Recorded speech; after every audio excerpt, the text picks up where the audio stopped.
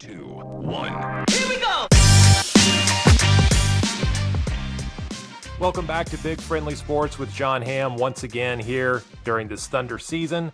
Got a very special guest today. It's my friend Andrew Schlecht from The Athletic, from Down to Dunk. Andrew and I go back quite a while, and I'm going to ask him, hey, let's talk about the Thunder. I know, a weird topic to talk about on this podcast, but we're going to talk about trades, the concept of trades, why you do a trade, and hey, if they're going to do a trade, who might they go after? So we'll talk about that and a lot more here on this show. Before we get going, a big thanks to our sponsors, as always, for this show and others here on Sellout Crowd. That includes MidFirst Bank, the National Cowboy and Western Heritage Museum, Fire Lake Jobs, and your Oklahoma Ford dealers. Drive into your best at Oklahoma Ford dealers today for the best deals on Ford's full lineup of trucks and SUVs. Ford is the best in Oklahoma. With that, let's bring in Andrew. Andrew, you and I have been doing this for a minute. Once upon a time, I was your Wednesday cohort on Down to Dunk. Hot Ham Wednesdays, my man. That's right. We go back a little bit. From there, we went off to do the OKC Dream Team, which also includes our friend Brett Dawson here at Sellout Crowd. But hey, thank you for taking time to come on this platform, to come on my grounds and talk Thunder basketball. I love it. I love the change of seats here. I'm ready to embrace it. So, look, it's a little bit low-hanging fruit to go talk about trades because, for one, it's stuff that gets people excited. Just people thinking through these things, just thinking about change. And people like you and I kind of have to be like the sensible ones, right? Like, just because the Thunder have all these draft picks, that doesn't mean they have to make a trade. It's just like, just because Apple has $60 billion in cash in the bank, that doesn't mean they have to go buy a bunch of things. So when we talk about the Thunder making a trade, which is a very popular topic locally and nationally, I think we tend to forget trades are supposed to accomplish something. And usually it's like there's a deficiency somewhere and you need to fix that deficiency. So I'm going to ask you, Andrew, what is there anything on this team that is just so glaring that you think, you know what, the Thunder need to go out and take care of this right now? I mean, there's really not. Like, let's be honest. I mean, this team is at the top of the Western Conference. They played really well together. They really weren't supposed to be here. Like, this is not where this was supposed to go this year. Yeah. And so to like trick ourselves into believing that like they need to do something now it's just not accurate. And I understand that it's really fun. You think about adding these pieces, we all love to play GM. We all love NBA 2K or fantasy sports or whatever it is.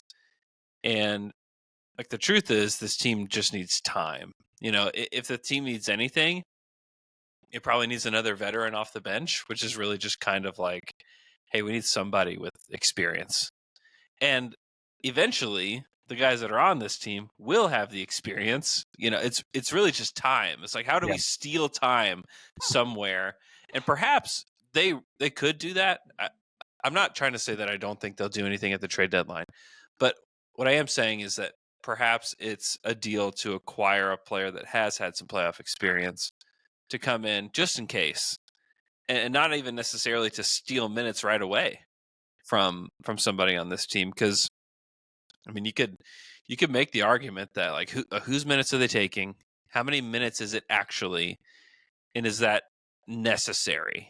I think those are the kinds of questions that the Thunder are asking themselves about, what they're going to do at the trade deadline. So it's more complicated than just, hey, you have XX picks. It's time to go make a trade. Here are the guys that are available. Throw 4 or 5 picks at them and just go get them. It's more complicated than that, especially when you like get into the nitty gritty of like, okay, how do they actually fit with your team? How do you integrate them into the team this year? And what does that look like? And what does their contract look like? And how much is that? And how much would you have to pay them if they're expired? I mean, there's a lot of questions to be answered rather than just like, can we go get the best guy available? That all sounds really boring, Andrew. I just want to know who says no in my hypothetical trade. No, it's, obviously a lot of people that are listening right now that have listened to us for any amount of time, we are aware of the Thunder's current status with rebounding. And Sure. there's going to be some people that feel like that has to be addressed, and it's something that I talked about it with Brett on his show very recently. A way that could actually improve from within, rather than going outside. And so, like, I feel like the rebounding is it's talked about a little too much. Like, okay, it's a thing, but clearly, when you look at what the team's doing, it's not that huge of a hindrance. There is one area you talked about potentially getting another veteran off the bench. Just looking at some stats today, Cason Wallace started off the season shooting a unsustainably high percentage from the field, and that has cooled off considerably since really the beginning of December. But also kind of flying under the radar, Isaiah Joe over the last 24 games, his shooting is 42% over that stretch. He's 33% from three on almost 5 attempts. It could just be something that he bounces back out of, but do you maybe look at guard play off the bench and say, okay, if they're going to do something, maybe we need to start thinking about that more than some of these more obvious needs? Yeah, to me, like a guard or a wing off the bench would make some sense. Like to get a player that is ready to play now, that has played playoff minutes. I think that there are some names out there that are interesting. And as we know with this Thunder team, like a guard and a wing is kind of like it's all kind of the same. And the amount of guys that they have that can play point guard position already on the team, it really just honestly necessitates just another wing, in my opinion. And so it's just, can you add another wing to this group? How much does it cost to get that guy? I think there are a lot of intriguing names that are out there that I think would fit here that you could acquire at the trade deadline. And I honestly think they should do that, just because I do think there's an opportunity in the West to make some real noise. And if you can just have the one more guy, whether and honestly, like some of the names that we'll bring up, people are gonna be like, really? Like they're taking time out of their day to talk about that guy? But I do think that you need to give the guys that are on the roster a chance before you just take their minutes away, because you don't just get here by mistake. Like all these guys that have contributed at a high level for this team. And so to just trade for somebody to take their spot, and we don't know, like the guy that they acquire, maybe he doesn't shoot the ball well either. Like what are we, then what do you do? Yeah. So I do think that there are some names, but I think that it requires a few different things. Like one, it needs to be somebody that is a reserve, because I don't necessarily think that they're looking to acquire a starter or like really change up anything with the starting lineup, as of now. Not to say that couldn't be changed in the next like 18 months or something. It could be. But for now, I think they don't want to change anything. And then is that player going to be okay if they don't play at all? Like, is it okay if like we just have this like veteran reserve who may end up playing a lot? Like Derek Fisher ended up playing a ton for the Thunder, like way more than I think we anticipated. Yeah. And it ended up being a pretty good thing for them. Like a player like that, where it's, hey, they're going to come in, they're going to play this small role. Can it expand? Sure. But can it get smaller because other guys are stepping up? Sure. Like those are the kinds of guys that I tend to think of with this group. So as we're looking, just looking around the league, trying to identify opportunities, right? We're trying to get inside the mind of these other teams. Where are they going? What do they need? Who might be available? Things like that. Whether it's a starter or a reserve, who do you look at? Because you published a list recently of 45 guys, and you could probably publish 45 more if you really dug into it. Sort of pie in the sky, realistically. We know that, you're not trading for Giannis or Jokic or, just like Shea's not available via trade. Right. Alert everyone. Realistically, could you make a case for like your pie in the sky guy that you'd like to see them go after if he was available? Yeah, I think Cameron Johnson from the Nets is the one that I think. He's not necessarily a starter. Could come off the bench.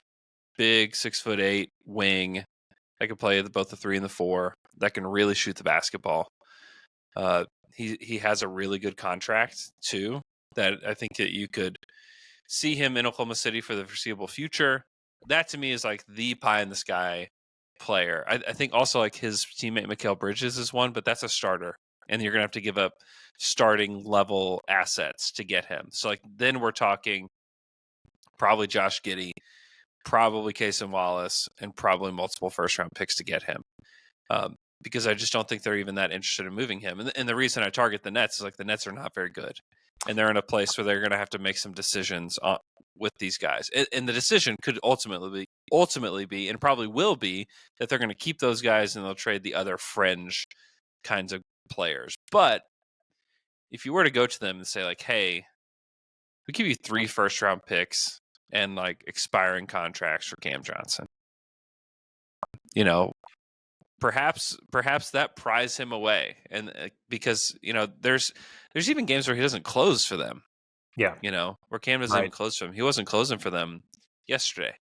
So I think that there's an opportunity there. And it's not hard to envision how a guy like Cam Johnson could fit with the Thunder. I mean, the guy shoots the lights out. I think he's a really intelligent player.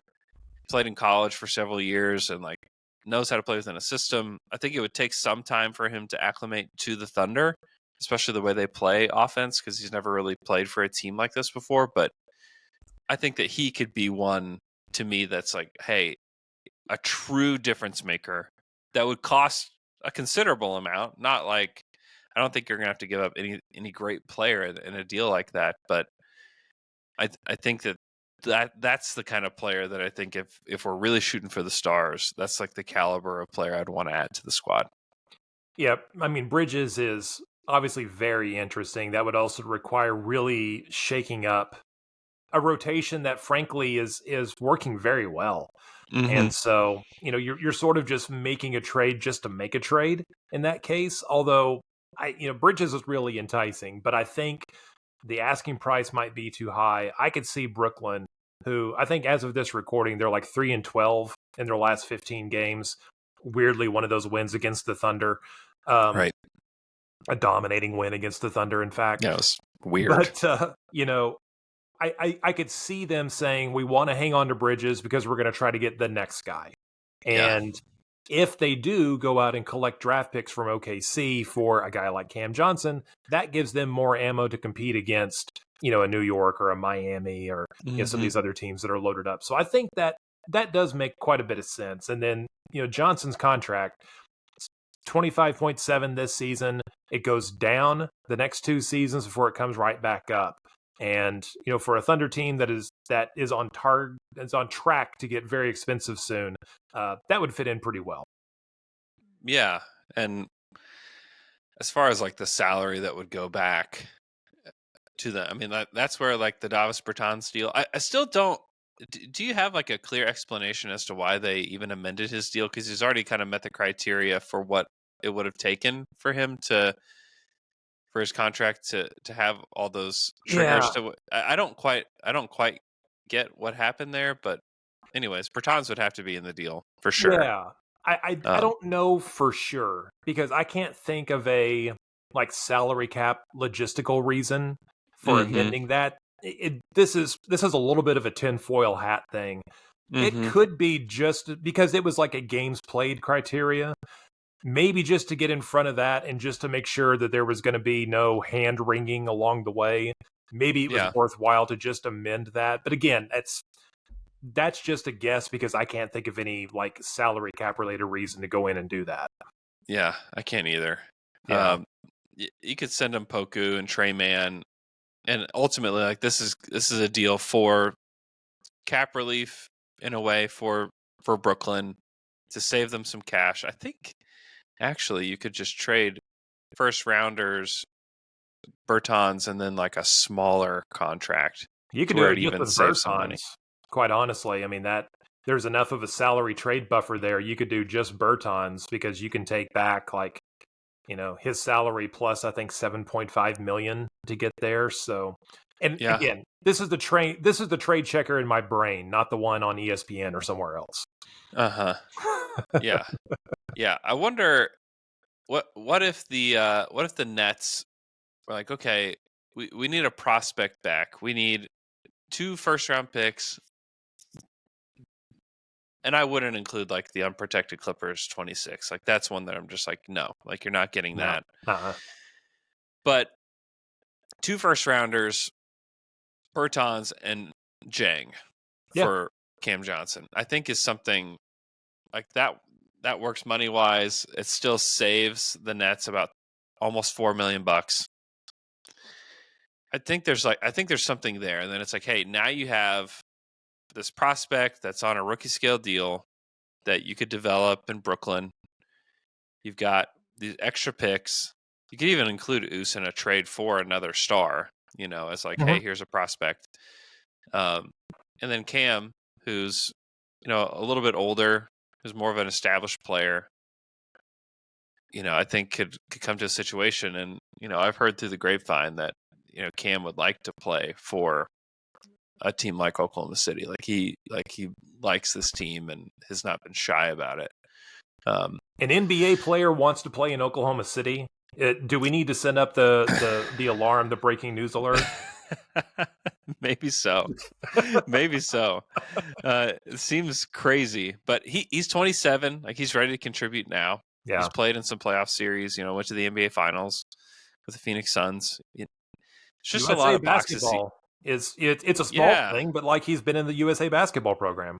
yeah, and to me, he just makes a lot of sense. And if you could, and maybe they wouldn't. Maybe they would demand it be Casey Wallace. In which case, I would probably say no. Right. Because I have a belief in Casey Wallace that's just like through the roof. Yeah.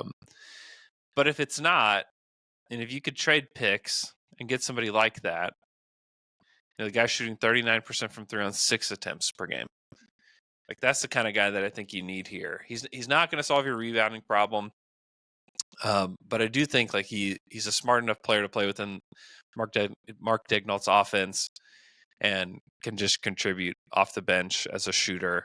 And then eventually, like maybe you decide that like he's a better fit at the 4 than Giddey is in the starting lineup, and it just gives you flexibility at that point. Yeah. But I think that there's something there. For the record, I don't think something this big will happen this year. But to me, that's like perhaps the ceiling of how high we could get with a trade. And honestly, it would all be because Brooklyn is so bad that they just feel like, okay, we need to do something to help the future of this franchise. Right. Yep. It all makes a lot of sense. So stepping down a little bit, if you can't get Cam Johnson and you have to think a little more economically, realistically, whatever verb makes sense, who's your next target? Who can you make the case for that OKC needs to go out and get in order to address some need for this team? Yeah, probably the next guy that I would have said a few weeks ago would have been Kelly Olynk from the Jazz, but the Jazz are good now. Suddenly, like one of the hottest teams in the league, and so I love the league. I love how teams just suddenly just turn when it looks like they're going nowhere. Like the Thunder were kind of that last season, and then they turned it around. Yeah, it's true. And the Thunder weren't going to give up any like key rotation players. Why would Utah at this point? He plays 20 minutes a game for them. It's not an insignificant amount of time. And I just don't see them moving him at the deadline, to be honest. Yeah. And so that would have been the guy, but I think that he's probably off the board. With that said, I think Gordon Hayward is a really interesting option for the Thunder. He is clearly old and clearly not a healthy man when it comes to playing basketball. But this is the low risk kind of deal that I was talking about at the start of this, where you honestly probably don't even have to give up any draft picks to get him, because there's probably going to be some kind of buyout that happens with him if he's not traded. Mm-hmm. And so you could do Bertans, Trey, and Poku for Gordon Hayward. That works. It saves the Hornets $6 million. It gets Gordon to a team that's competitive. he meets the criteria of what I was talking about earlier. Can he play? Sure.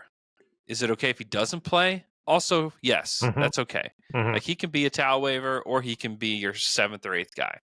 I can see a world where both happen. He's a big wing, 6'8", good passer, smart player, can shoot, can pass, do all that. He fits great with what the Thunder want to do, and he's on this like big fat expiring contract. You basically say like, "Hey, Hornets, we're going to save you $6 million. We're going to let you try Trey Mann. Can do whatever you want to do with Poku." And, the Thunder get what could be a quality rotation player, or he could just be injured for the rest of the year, and he just sits there, and the Thunder, wasted $6 million. It's really just like, would you pay $6 million for the chance to have Gordon Hayward on your team for the rest of the season? And that, as you know, Ham, is like, that's an ownership question from there. It's not even really like a Presti question. Sure. I mean, it is, but it isn't. Right. And that, like, they would have to go to ownership and say, "Hey, what about paying $6 million just to have Gordon Hayward on our team for the rest of the year?" Yeah. And I don't know what the answer would be to that, but I do think that he's somebody that could help this squad, and I think somebody that I think Mark would play him, and he's been not healthy recently, but had played quite a few games for the losing Charlotte Hornets. Let's see. Where is he? He's played 25 games, shooting 36% from 3. He's like 14, 4, and 4 on the season with a steal per game. And like his role would be so much less. I mean, he played 32 minutes per game for them. I mean, there's no chance you play that much for the Thunder. I just see a match there with him. I could see it working here in a way. He has a left calf strain currently, and is supposed to be back pretty soon from that. Yeah. But there's always something with Gordon Hayward, as we know. Yeah, there is. And the first comp that comes to mind is like Peja Stojakovic in Dallas. Yeah. Last year. Yeah. Sure. Yeah. Not saying the Thunder are going to have that type of result because the Mavericks won the title that year, but like Stojakovic came in and played a good role for the Mavericks the rest of the season, and towards like deep in the playoffs was not playing when they went on to win the title. So that one's really interesting. So, okay, those are guys that we've heard of, Andrew. Yep. Who's your boring trade target? Like someone that maybe fans are like, who and why? But who is your completely boring trade target that probably is going to be the guy the Thunder wind up with when all's said and done? Oh, there's a lot of them, Ham. I've been through a lot of names here. I think Denny Avdia is kind of a boring name that like just signed a new deal. It's a controllable contract. If you're willing to give up like a nice first rounder for him, you could probably get him. Be a forward off the bench that like I don't know exactly like what he's good at. Like what is Denny Avdia's NBA skill? Like he's kind of good at everything. Like he definitely meets that Jeff Green corollary where it's what is he actually good at? I mean that's definitely one of them. I don't think the Mavs would give up Maxi Kleber, but I like that idea too as a big. Could we get back Mike Muscala, from Detroit? I mean, probably. Yeah. If you'd be willing to give them a second round pick, you could probably bring Moose home. I wonder about Santi Aldama in Memphis as well, as kind of like this big tweener forward that can shoot it a little bit.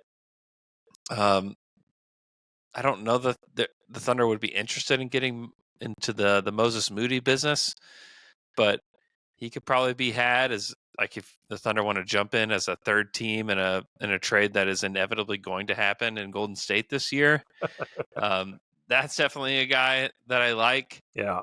Even Dario Saric, like getting him back. Hey, from Saric Golden State is not a bad target to think about.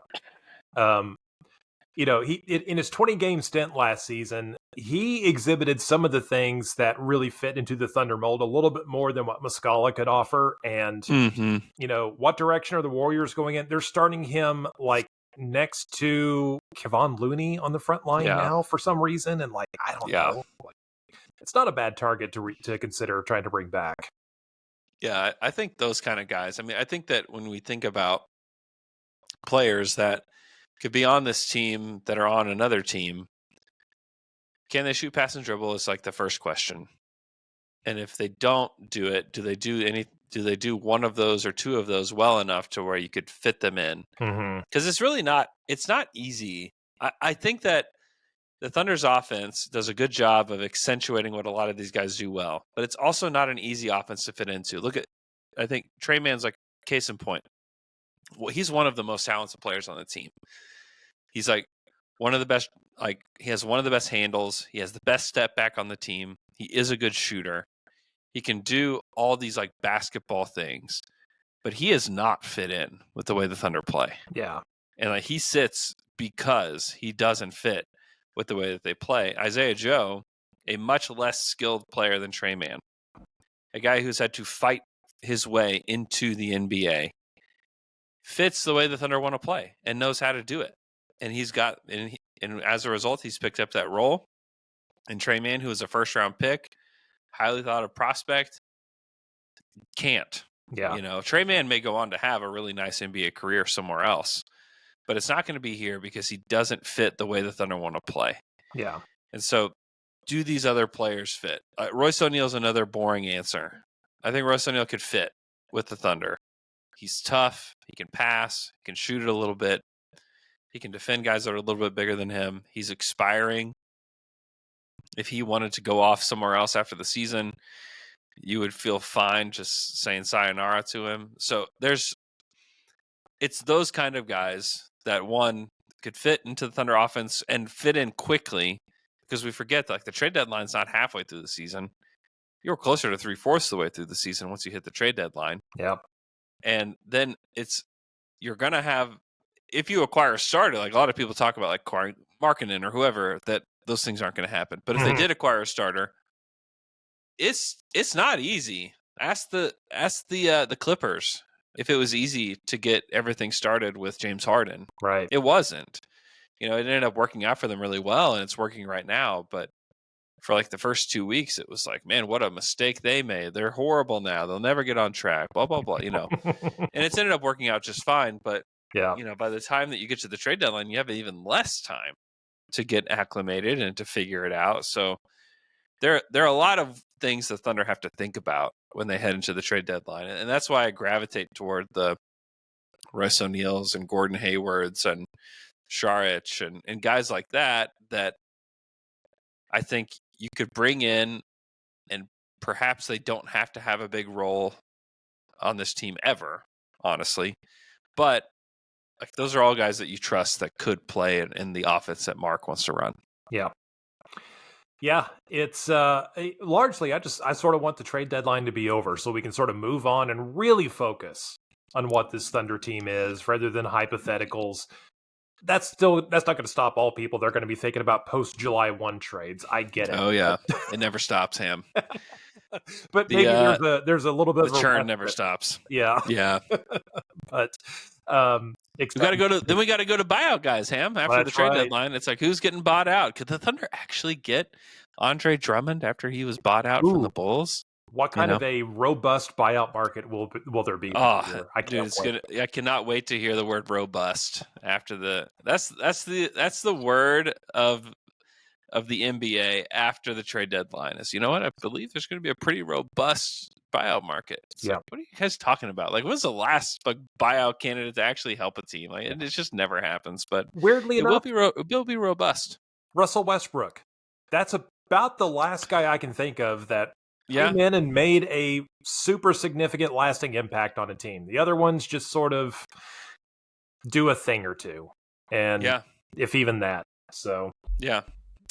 Even Westbrook, like is he going to help them win a title? Well, that's totally different question. But again, to his credit, like he came in and the Clippers needed him to come and produce last season. But that's unusual to see someone, change teams via buyouts and actually come in and make some kind of a lasting impact. But Yeah, I don't plan on doing many pods about the buyout market, just so people are aware. I do. Come listen to Down to Dunk. It's going to be so robust. Yes.